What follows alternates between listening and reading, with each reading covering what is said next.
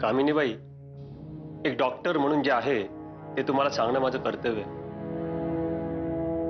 तुम्हाला brain tumour झाले. अहो, हिला कसले कसले भास होतात. परवा त्या बाळाला बघून नाही का रडायला लागली होती. ती नाही म्हणते, पण हिचं काहीतरी बिनसलंय नक्की. अहो नानी, बरी आहे मी. खरंच काहीच नाही झालंय मला. हो, तू बरी आहेस ना.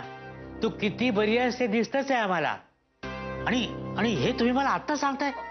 नानी, मी जाते ना डॉक्टरांकडे. डॉक्टर म्हणजे नक्की काय झालंय? त्यांच्या मेंदूला गाठ आली आहे आणि यावर एकमेव उपाय म्हणजे ऑपरेशन. हो, पण त्यात खूप धोका आहे. अरे देवा, जर का ऑपरेशन नाही केलं तर?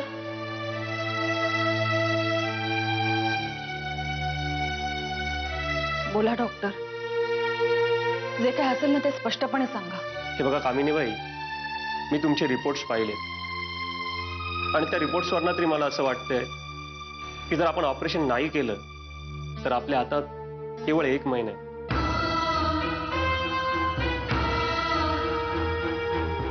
तू कशाला तुझ्या डोक्याचा वापर करतेस? एकदा का कामिनी मेली तर हे सगळं तुझंच होणार आहे.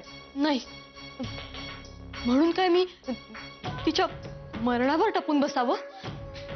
नाही, मला नाही पटत आहे. भैरवी, उगाच फालतू भावनांच्या आहारी जाऊ नकोस. ऐक माझं, हेच शहाणपणाचं ठरेल. फार विचार करू नकोस भैरवी. अगं, एकदा का कामिनी नावाचा अडथळा दूर झाला ना तर संजय कायमचा तुझा होईल. वहिनी शांत व्हा.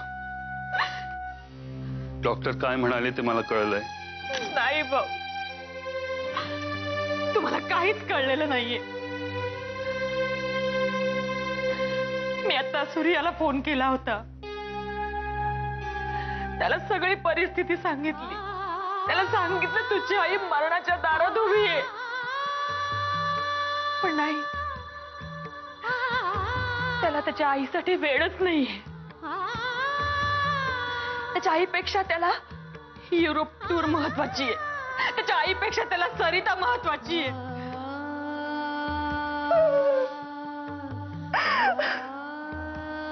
वहिनी, मी काय बोलणार याच्यावर? तुम्ही स्वतःच बघताय ना, ज्याच्यासाठी तुम्ही इतकं केलं तो आता अशा वेळेस तुमची सोबत करायला तयार नाहीये. काय फायदा झाला? काय रडतोय? काय लढतोय? काय झालं सोना ना? काय लढतो ना?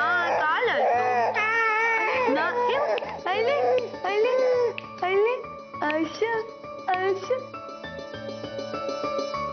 बहिणींना गोळ्या घ्यायच्यात, त्यांच्यासाठी काहीतरी खायला आणतेस? मला पुरणपोळ्या बनवायच्यात, वेळ नाहीये माझ्याकडे. भैरवी, काय बोलतेस तू? हे माझ्यावर आवाज चढवायचा नाही, सांगितलं ना. वेळ मिळाला की देईन हवं तर. काशी, अगं काय झालं?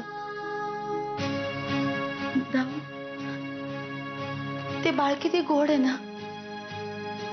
आपण त्या फक्त एका दिवसाकरता आपण त्या बाळाला आपण घरी आणू शकतो. अगं काय बोलतेस काय काशी तू? हे अनाथालय आहे. या संस्थेचे काही नियम आहेत, ते मोडणं आपल्याला कसं शक्य आहे? भाऊ, मी आजपर्यंत तुमच्याकडे काहीही मागितलं नाही, पण आज मागते. हवं असेल तर याला माझा हट्ट समजा.